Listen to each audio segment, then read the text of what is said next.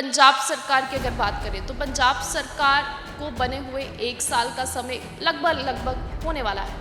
और अगर law and order की बात करें, लॉ एंड ऑर्डर की स्थिति की बात करें, तो वो दिन ब दिन बदतर होती हुई दिख रही है।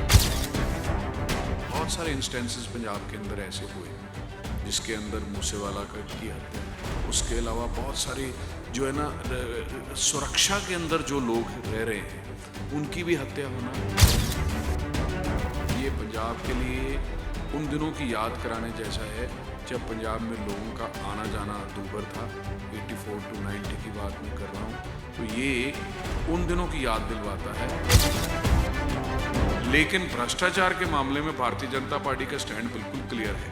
किसी प्रकार का भ्रष्टाचार सहन नहीं होगा और इस भ्रष्टाचार के मामलों में चौकीदार की भूमिका बीजेपी अदा करेगी। ये बीजेपी की भूमिका। कारपोरेशन वाले लोग कह रहे हैं कि हमारे पास पैसे नहीं। 10 महीने में कोई भी काम पंजाब सरकार द्वारा जो किया जाने वाला वो इस जिले में हुआ नहीं, तो आप कैसे कह सकते हैं कि वो मंत्री हैं और विकास करवा रहे हैं। ट्रैफिक का मुद्दा जो है वो काफ़ी लंबे समय से, जितनी बार भी सरकार आई, ये दावे किए जाते हैं, वादे किए जाते हैं कि ये ट्रैफिक के मुद्दे को हल किया जाएगा। लेकिन इतना पुराना मुद्दा होने के बावजूद भी कितने नेता यहाँ पर आए, कितने एमएलए यहाँ पर आए, कितने मंत्री यहाँ पर आए, लेकिन फिर भी ट्रैफिक का मुद्दा वैसे का वैसा है। नमस्कार, स्वागत है आपका। आप देख रहे हैं AMI न्यूज़। मैं हूँ आपके साथ महक रंधावा। आज हम आपको मिलवाने जा रहे हैं पठानकोट के पूर्व मेयर अनिल वासुदेवा से और कई मुद्दों पर इनसे विचार विमर्श करेंगे। सबसे पहले स्वागत है आपका मेयर साहब। बहुत धन्यवाद धन्यवाद धन्यवाद धन्यवाद। अनिल जी, ये बताएं कि पंजाब सरकार की अगर बात करें तो पंजाब सरकार को बने हुए 1 साल का समय लगभग होने वाला है। और अगर लॉ एंड ऑर्डर की बात करें, लॉ एंड ऑर्डर की स्थिति की बात करें, तो वो दिन ब दिन बदतर होती हुई दिख रही है। देखिए, इसमें कोई शक ही नहीं है। अगर हम पंजाब की लॉ एंड ऑर्डर की बात करें तो जिस ढंग से गैंगस्टर्स दंदना रहे हैं, जिस तरीके से गैंगस्टर का राज, लोग रोज़ हत्याएं हो रही हैं, हत्यारे पकड़े नहीं जा रहे, और उसके अलावा लोगों के मन में जो डर और खौफ का वातावरण बना है, और वो तो आपकी बात बिल्कुल सही है कि पंजाब में लॉ एंड ऑर्डर की सिचुएशन बहुत ख़राब है। बहुत सारे इंस्टेंसेस पंजाब के अंदर ऐसे हुए जिसके अंदर मूसेवाला की हत्या, उसके अलावा बहुत सारे जो है ना सुरक्षा के अंदर जो लोग रह रहे हैं उनकी भी हत्या होना, ये पंजाब के लिए उन दिनों की याद कराने जैसा है जब पंजाब में लोगों का आना जाना दूभर था। 84 to 90 की बात मैं कर रहा हूँ, तो ये उन दिनों की याद दिलवाता है। और मुझे लगता है कि ये सारे जो हालात हैं पंजाब के, किन कारणों से ये इस तरीके से हुई है, इसकी तो जवाबदेही भी सरकार की है। और हम पूरी तरह से, भारतीय जनता पार्टी भी और हम सब लोग जो पंजाब के रहने वाले हैं, इस बात को लेके बहुत ज़्यादा चिंतित हैं कि पंजाब में लॉ एंड ऑर्डर की सिचुएशन बहुत ख़राब चल रही है। विपक्ष द्वारा लगातार मांग उठाई जा रही थी कि जो फोजा सिंह सरारी मंत्री हैं उन्हें पद से हटा दिया जाए। लगातार विपक्ष की ओर से मांग की जा रही थी और आखिरकार उन्होंने इस्तीफा भी दे दिया। क्या सरकार के दबाव में आकर उन्होंने इस्तीफा दिया, या विपक्ष के द्वारा लगातार मांग जो है वो रखी जा रही थी इस्तीफे की, या फिर उन्हें पद से हटाने की, या इस वजह से दिया? क्या कारण समझते हैं आप? क्या भ्रष्टाचार के खिलाफ सरकार लड़ाई लड़ रही है? देखिए, जहाँ तक भ्रष्टाचार के खिलाफ लड़ाई लड़ने की बात है, तो आपने आज के अखबार और समाचार पत्र भी देखे होंगे। इसमें कोई भी पार्टी, भारतीय जनता पार्टी भी भ्रष्टाचार के बिल्कुल खिलाफ है।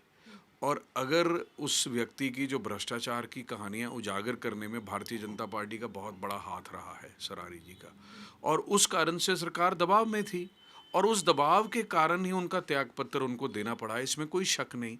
विपक्ष का काम भी यही होता है कि जब कोई पार्टी विपक्ष में है, उनको एक चौकीदारी का एक जो काम जो है उनको मिला होता है, और उस चौकीदारी में ये बात जब सामने आई, उसको उजागर करना और उसको सिरे तक पहुंचाना, ये विपक्ष का काम होता है। उसमें भारतीय जनता पार्टी पूरी तरह से सफल रही है। सरकार ने अपनी छवि बचाने के लिए इस्तीफा दिलवाया या फिर खुद इस्तीफा दिया होगा? देखिए, ऐसा है, ये सरकार के दबाव के कारण इस्तीफा देना पड़ा होगा, इसमें कोई शक ही नहीं है।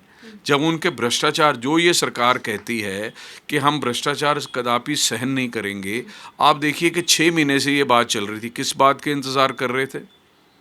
लेकिन उनको जब दबाव, उनको लगा कि अब सहना मुश्किल है, तब उन्होंने उसको दबाव में आके उसका इस्तीफा उस मंत्री का लिया। तो मुझे ऐसा लगता है कि ये सरकार भी भ्रष्टाचार के मामलों में दोहरे मापदंड अपनाती है। कहीं तो 6 महीने 8 महीने उस मंत्री को समय दिया, और दूसरा जब कोई ऐसे अधिकारी, बड़े अफसर जो है भ्रष्टाचार के मामलों में घिरते हैं तो कई बार तो दबाव में आती हुई दिखती है। फिर जब दूसरी पार्टियों का, भारतीय जनता पार्टी का दबाव पड़ता है तो फिर जो है वो दूसरे तरीके से काम करना शुरू कर देती है। तो ये इनका जो सारी कारगुजारी है वो भी बिल्कुल संशय में है। लेकिन भ्रष्टाचार के मामले में भारतीय जनता पार्टी का स्टैंड बिल्कुल क्लियर है, किसी प्रकार का भ्रष्टाचार सहन नहीं होगा, और इस भ्रष्टाचार के मामलों में चौकीदार की भूमिका बीजेपी अदा करेगी। ये बीजेपी की भूमिका है। ठीक है, बात करते हैं हल्का भुआ की। जो पंजाब के कैबिनेट मंत्री हैं लालचंद कटारूचक, वो भी अब यहाँ के मंत्री हैं। क्या लगता है कितना विकास होगा डिस्ट्रिक्ट में, या फिर नहीं हो पाएगा? क्या लगते हैं? 8 महीने हो गए उन्हें लगभग मंत्री बने हुए, लेकिन क्या कुछ लगता है आपको कि विकास हो पाएगा हल्के में?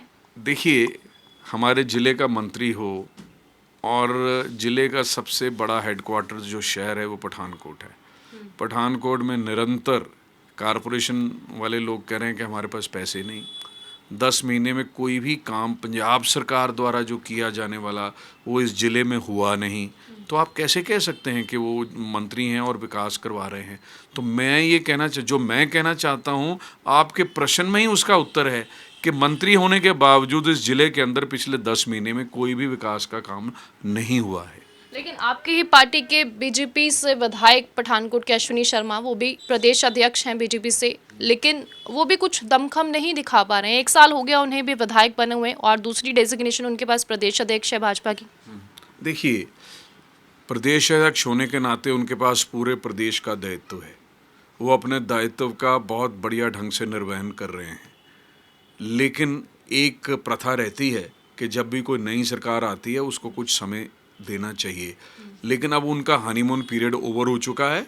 अश्विनी जी निरंतर इसकी प्लानिंग में हैं, और आपने इस बार जो कारपोरेशन के हाउस में जो बीजेपी का स्टैंड रहा वो अश्विनी जी की नीतियों का और उनके डायरेक्शंस के अनुसार ही रहा। हमने पुरजोर विरोध किया और आने वाले समय में ये चेतावनी भी दी। उसके बाद, उससे पहले हाउस की मीटिंग के बाद पहले हमने प्रेस कॉन्फ्रेंस भी करी। जिलाध्यक्ष और सब लोग, हम लोग बैठे थे। हमने कहा कि अब बीजेपी किसी प्रकार का भी जो है ये आपका चुप रहना विकास के मामले में, चाहे वो कांग्रेस की द्वारा संचालित नगर निगम है, चाहे आपकी सरकार का, बीजेपी सहन नहीं करेगी। और इस मुद्दे को जनता तक लेके जाने के लिए धरना देना पड़े, रोष प्रदर्शन करना पड़े, वो सब कुछ करेगी। क्या कहीं ना कहीं ये भी रुकावट आ रही है? बीजेपी के एमएलए हैं, आपकी सरकार है, और बात करें कॉरपोरेशन में कांग्रेस है, तो कहीं ना कहीं ये भी दिक्कत पाई जा रही है। देखिए, ये उन लोगों के दिमाग की सोच तो हो सकती है जो ये सोचते हैं, जो सरकार चलाने वाले, चाहे वो आपके हैं या कांग्रेस के हैं, कि एमएलए क्योंकि बीजेपी का है इसलिए पठानकोट का विकास नहीं होना चाहिए। पठानकोट के एमएलए की ऐसी सोच नहीं है।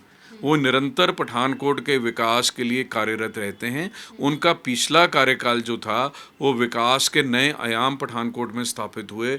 मुझे भी 2 साल उनके कार्यकाल में मेयर रहने का सौभाग्य प्राप्त हुआ। तो आप उसका कंपैरिजन कर सकते हैं। वो कैसे सोच सकते हैं ये बात? वो किसी भी कीमत पे, ये तो उनकी सोच तो हो सकती है कि एमएलए इनका है तो शायद पठानकोट का विकास ना हो, लेकिन मुझे सरकार के नुमाइंदों को भी ये बताना है और नगर निगम को जो संचालन जो कर रहे हैं उनको भी ये बताना है कि लोग पठानकोट के ना बीजेपी के हैं, ना कांग्रेस के हैं, ना आम आदमी पार्टी के हैं। और जब सरकार बन जाती है, सरकार भी किसी पार्टी की नहीं होती, पार्टियों की सरकार होती है, सरकार किसी पार्टी की नहीं होती।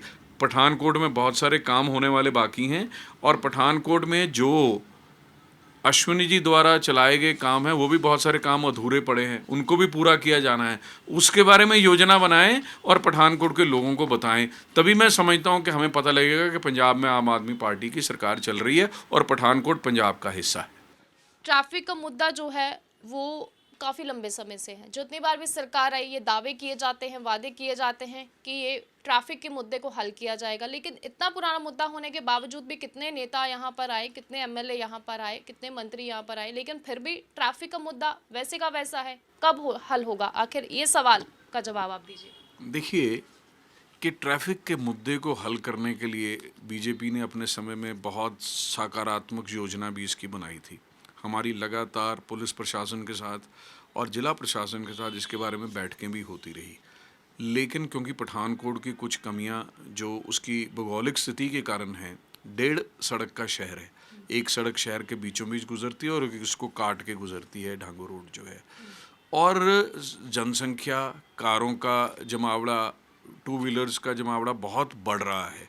इसमें जब तक सरकार की तरफ से या प्रशासन की तरफ से कोई योजना नियंत्रण करने की नहीं लाई जाएगी, ट्रैफिक की समस्या का हल नहीं होगा। मेरा ये मानना है कि जिला प्रशासन को ये चाहिए कि शहर के लोगों के साथ बैठ के कैसे नियंत्रण करना, देखिए इसमें लोगों का सुझाव लेने के बाद इसके बारे में फैसला किया जाना चाहिए, तभी इस समस्या का हल हो सकता है। और जब भी प्रशासन, चाहे पुलिस प्रशासन हो या जिला प्रशासन हो, कोई भी अगर ऑर्डर या एक्शन बिना लोगों से सलाह किए हुए लिएगा तो उसको वापस करना पड़ेगा और उसका हल जो है वो ग्राउंड पे नज़र नहीं आएगा।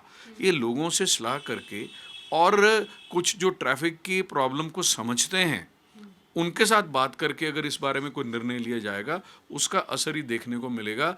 नहीं तो आने वाले समय में ट्रैफिक की समस्या और विकराल बनने वाली है, ऐसा मेरा मानना है। तो ये थे हमारे साथ पठानकोट के पूर्व मेयर अनिल वसुदेवा, जिन्होंने कई मुद्दों पर सवालों के जवाब दिए। अगली बार फिर किसी खास शख्सियत के साथ आपकी मुलाकात करवाएंगे, और आज के लिए इतना ही। दीजिए मुझे इजाज़त। मेरे साथ मेरे सहयोगी लवकुश, मैं आपके साथ महक रंधावा, AMI न्यूज़ पठानकोट।